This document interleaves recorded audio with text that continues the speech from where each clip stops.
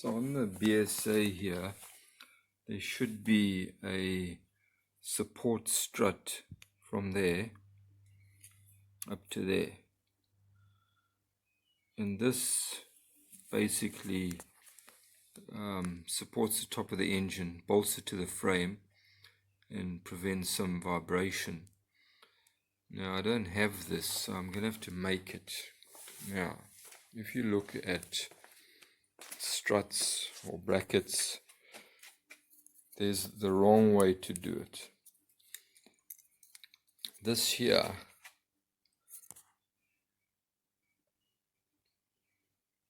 don't know if I can focus this there. That there is the wrong way. You can see that there's a very sharp edge there, across there.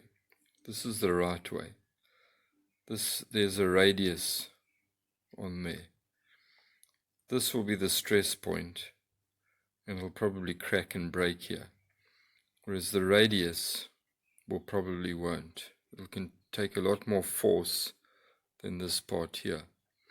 If we turn these over, then you'll be able to see what we're talking about. So there, you can see the sharp edges, and over there, there's more of a radius.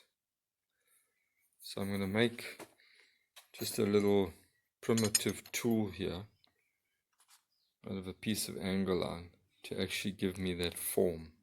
So we'll see what it looks like. I've made up a press tool just out of a piece of angle iron and just shaped it to take the form to give us the radius that we need. So let's see how it works. The tube is in, and I've put some oil on there, and we've set it all up. So let's see how it'll form. So this has worked out pretty well.